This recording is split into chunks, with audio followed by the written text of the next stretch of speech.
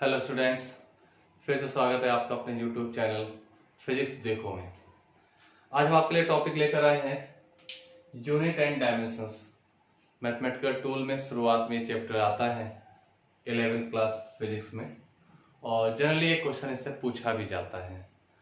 और एक क्वेश्चन पूछा जा रहा है तो इम्पोर्टेंस अपने आप में रखता है ये चैप्टर। तो चलिए देखते हैं क्या है चैप्टर में। छोटा सा चैप्टर है, एक ही लेक्चर में खत्म हो जाएगा। Unit and dimensions.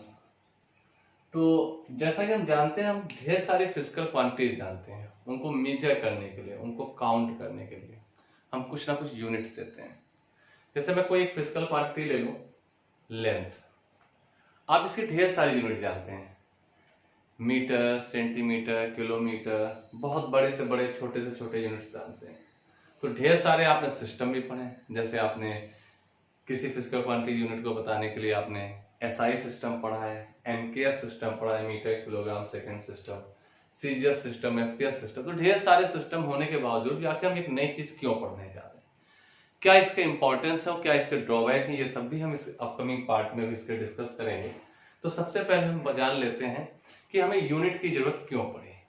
भाई, हमें कोई भी ट्रांजेक्शन करना है, कोई भी कम्युनिकेशन करना है, तो यूनिट की जरूरत तो हमें पड़ेगी ही पड़ेगी। आप मान लेते हैं कोई भी चीज आप ले जाते हैं, आप मार्केट जाते हैं, पोटैटो खरीदते हैं, आलू खरीदते हैं, तो ऐसा थोड़ी नहीं कि अंदाज से आपने आलू उठा लिया। कहीं ना कहीं आपको एक यूनिट जरूरत पड़ती है। आप 1 kg लेते हैं, 5 kg लेते हैं, तो एक यूनिट है, एक यूनिफॉर्म मेजरमेंट हो जाए हर एक चीज का। तो इसके लिए यूनिट प्रोवाइड कराई गई हर एक फिजिकल क्वांटिटी, चाहे मास हो, किलोग्राम जो हमारे मोस्ट कॉमन यूज में रहता है, लेंथ है तो मीटर हमारे मोस्ट कॉमन यूज में रहता है। तो ऐसे करके हमें ढेर सारे यूनिट्स हैं फिजिकल क्वांटिटी, तो हर एक को अपना एक हमने मेजरमेंट दिया हुआ है। ठीक है, तो चलिए स्टार्ट करते हैं। जैसे मैं सबसे पहले बात करूं fundamental quantities. Fundamental quantities,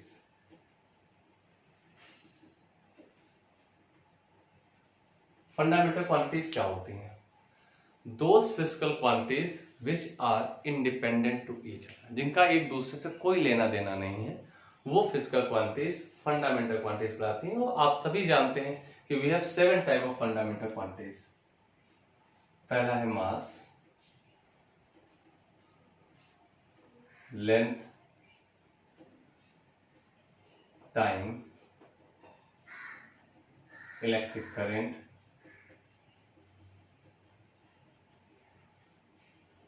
temperature,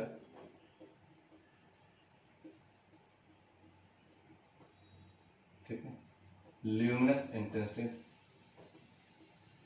intensity और अमाउंट ऑफ सब्सटेंस।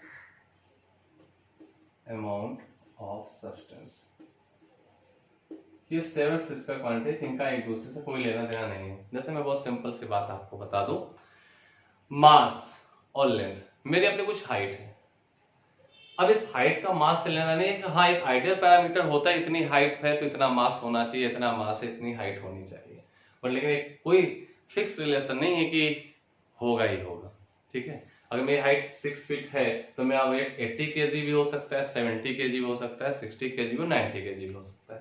तो ये इंडिपेंडेंट क्वांटिटीज हैं एक दूसरे से, तो इनका एक दूसरे से कोई लेना देना नहीं है। ऐसी क्वांटिटीज फंडामेंटल क्वांटिटीज कहती हैं। और इनको छोड़ के जितनी भी अदर क्वांटिटीज हैं वो सब कहीं ना कहीं इन्हीं का यूज करके बनाई जाती हैं, जिनको ड्राइव क्वांटिटीज कहते हैं या ड्राइव यूनिट्स कहते हैं। ठीक है, तो जैसे मास, अब ये फंडामेंटल क्वांटिटीज को कुछ यूनिट दी गई जिनको फंडामेंटल यूनिट्स कहेंगे। तो मास की यूनिट होती है kilogram, length metre, time second, electric current ampere,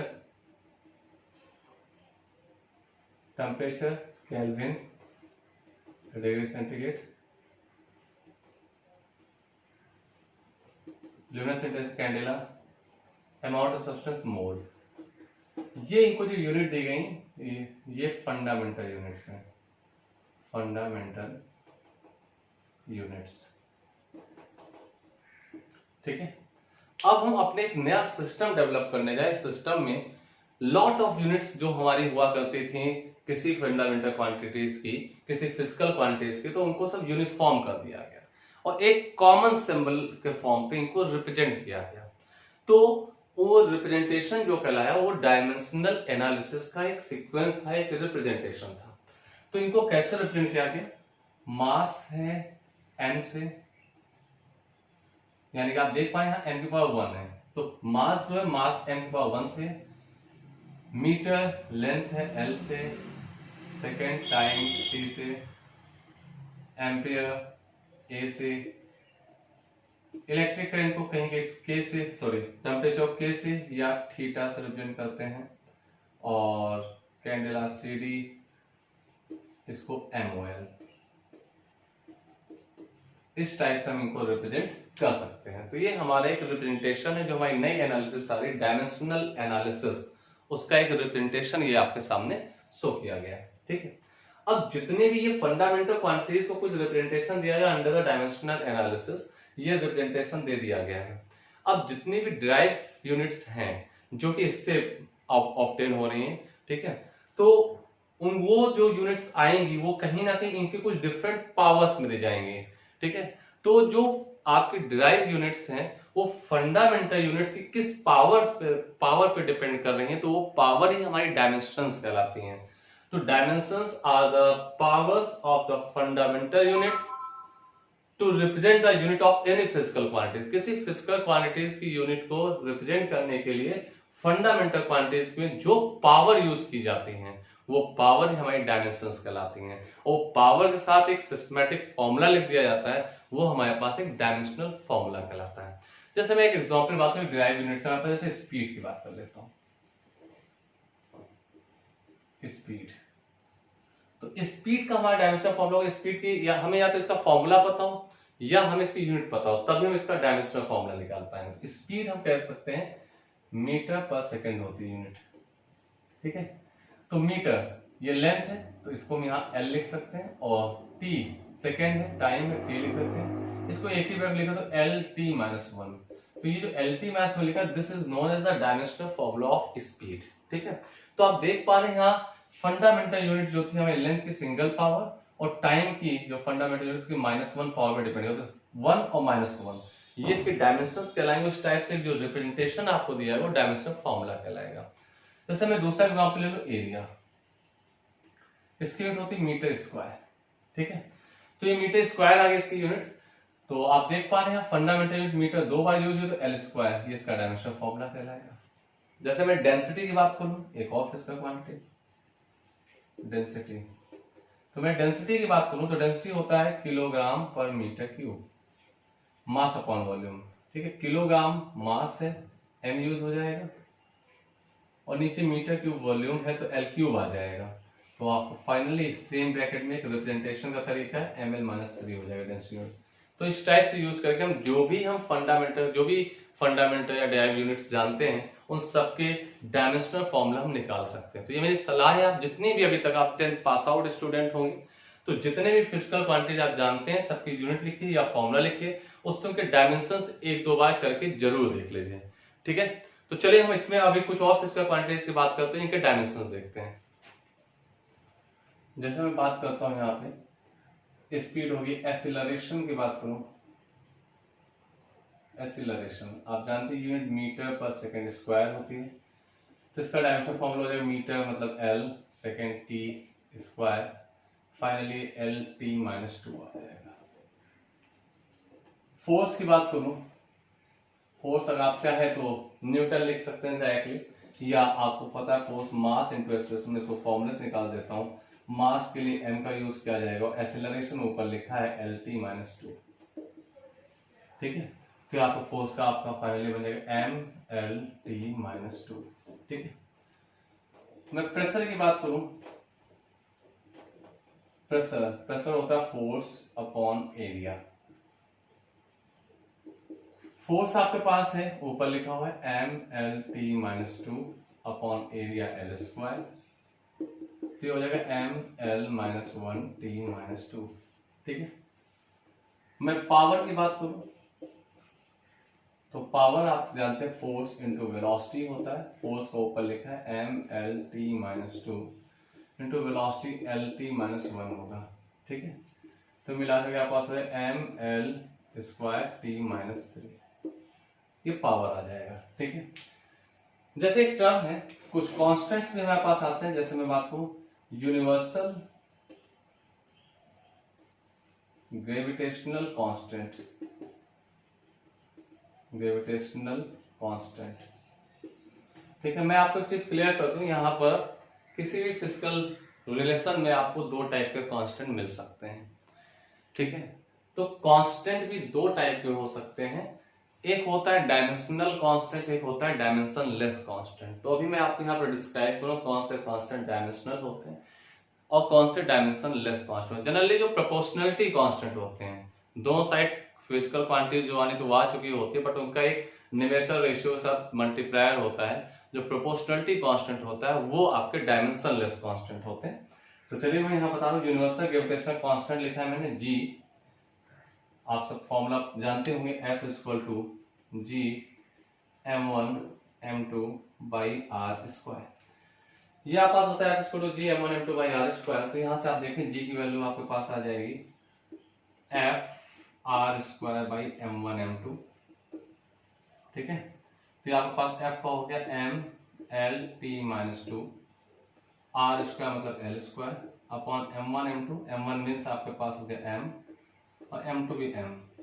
ठीक है, तो ये आपके पास आ जाएगा G का, तो कितना हो जाएगा ये, इधर देख लेते हैं।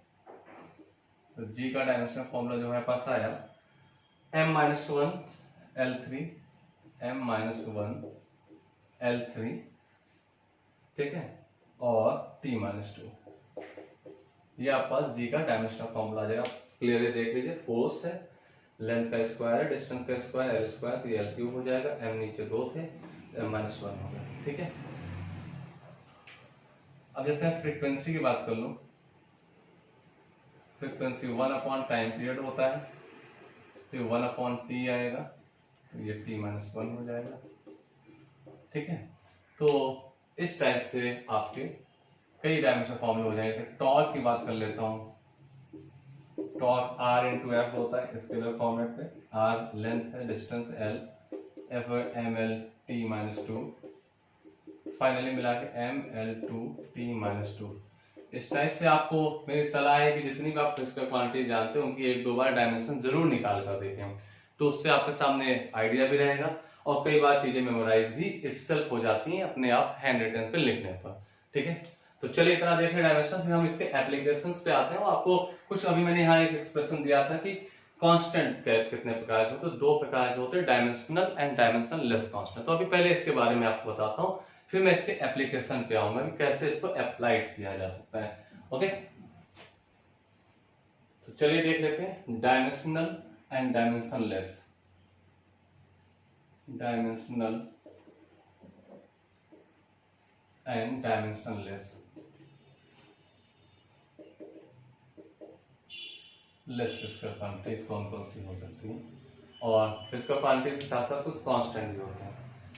जैसे आपको अभी जस्ट मैंने यूज किया था capital G, universal gravitational constant, universal gravitational constant, ये डायमेंशनल है, इसके अपनी एक डायमेंशंस होती है, इसकी अपनी यूनिट होती है। अगर आप देखें फॉर्मूले से F = G m1 m2 by r² से इसकी यूनिट हो जाएगी न्यूटन मीटर स्क्वायर पर किलोग्राम स्क्वायर। एक होता है universal gas constant, universal gas constant R। या आपको थर्मोडायनामिक्स में आपने गैसेस लॉ पढ़े हो, उसमें P = रेनाल्टी आता है, तो R यूनिवर्सल गैस कांस्टेंट, ये भी डायमेंशनल होता है। H Planck's constant, Planck constant हो गया, और आपके पास सिग्मा स्टीफेंस कांस्टेंट हो गया।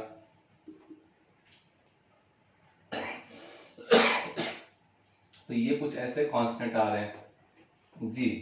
ग्रेविटेशनल एक्सेलरेशन भी कांस्टेंट के लोग यूज करते हैं इसको, बट लेकिन इसकी भी अपनी यूनिट होती है। तो कुछ ऐसे कांस्टेंट है जो डायमेंशनल कांस्टेंट है, हमारे यहाँ पे यूज होते हैं, राइट। मोस्ट प्रोबेबली जी सबसे ज्यादा यूज होता है, R H K Boltzmann constant, Boltzmann constant, ठीक है। तो ये भी आपके डायमेंशनल कांस्टेंट होते हैं। अब डायमेंशनलेस क्वांटिटीज कौन सी हैं? वो क्वांटिटीज जो एक प्योर रेशियो है, तो सेम टाइप की फिजिकल क्वांटिटीज के रेशियो हैं, वो आपके यहाँ डायमेंशनलेस टर्म में यूज हो जाते हैं। जैसे मैं आपको बताता हूँ, आपने पढ़ा होगा रिलेटिव डेंसिटी। रिलेटिव डेंसिटी कोई डायमेंशन नहीं होती। स्ट्रेन कोई भी डायमेंशंस नहीं होती इसकी, ठीक है। रिलेटिव डेंसिटी हो गया, स्ट्रेन हो गया, और भी बहुत सी फिजिकल क्वांटिटीज जाएंगे जो आप मैक्सिमम 12th में पढ़ेंगे करके, जैसे रिलेटिव परमिटिविटी हो गया, डायलेक्ट्रिक कांस्टेंट हो गया। तो खैर मैं अभी इसको यहाँ डिस्क्लोज नहीं कर रहा हूँ, क्योंकि जैसे आप 12th में पहुंचो तो अपने आप चीजें आपको पता चल जाएंगे, ठीक है। फिर भी कुछ और टर्म बताओ, all numerical values, numerical values, क्योंकि प्योर रेशियोज है, ठीक है। 1/2 हो गया, 2/3 हो गया, 5/7 हो गया, कोई भी न्यूमेरिकल वैल्यूज 5 है, 2 है, कुछ भी है, तो सब डायमेंशनलेस होते हैं। जैसे काइनेटिक एक फॉर्मूला जानते हैं, k = ½ mv², तो ये हाफ भी प्रोपोर्शनलिटी लगा के आया था। k kinetic energy depends on, जैसे मैं आपको दिखा दूं, kinetic energy depends on mass and square of velocity. तो जब हम इस प्रोपोर्शनलिटी हटाएं तो हमारे पास एक आ जाता है कांस्टेंट हाफ। तो ये प्रोपोर्शनलिटी कांस्टेंट है, तो इसकी अपनी कोई डायमेंशन नहीं होती, because this is a pure ratio, ठीक है। प्योर न्यूमेरिकल वैल्यू, तो जितनी न्यूमेरिकल वैल्यूज की कोई डायमेंशंस नहीं होगी। आपको ध्यान रखना, जब भी प्रॉब्लम करेंगे तो इनको डायमेंशनलेस मान के छोड़ देंगे, ठीक है। और मैं बताता हूँ, और ट्रिग्नोमेट्रिकल टर्म्स जैसे साइन थीटा, ठीक। अब मैंने यहाँ बताना बोली, यहाँ पे एंगल भी आप यूज कर सकते हैं। Angle arc upon radius, angle हो गया, सॉलिड एंगल हो गया, सॉलिड एंगल, इनकी भी कोई डायमेंशन है, तो साइन थीटा, कॉस थीटा, यानी ट्रिग्नोमेट्रिकल फंक्शन जो है, मेट्रिकल फंक्शन जो है, इनकी कोई डायमेंशन नहीं होती, ठीक है। ट्रिग्नोमेट्री के साथ साथ मैं आपको और बता दूं, हो सकता है आप में से कई लोग जानते हो एक्सपोनेंशियल फंक्शन, e⁴x, e⁴2x, इनकी भी डायमेंशंस नहीं होती है। Logarithmic functions, log x, log 2/x and so on, ये सब डायमेंशनलेस, क्यों? ये सारे न्यूमेरिकल वैल्यूज देते हैं, और जितने भी न्यूमेरिकल वैल्यूज वो सब डायमेंशनलेस होती है। तो इस बात को विशेष आपको ध्यान रखना है कि डायमेंशनल क्या है और डायमेंशनलेस क्या है। तो जनरली इस टाइप के प्रोपोर्शनलिटी कांस्टेंट जो होते हैं डायमेंशनलेस कांस्टेंट होते हैं। जो प्योर रेशियोज होती है फिजिकल क्वांटिटी से, relative density, strain, angle, solid angle, ये सब अपने आप में डायमेंशनलेस क्वांटिटीज होती हैं। क्लियर? तो चलिए अब हम आगे बढ़ते हैं इसके एप्लीकेशन पर, किसको अप्लाई कैसे किया, आखिर क्या एडवांटेज थे और क्या डिसएडवांटेज है इस मेथड के, तो हम उसकी बात करने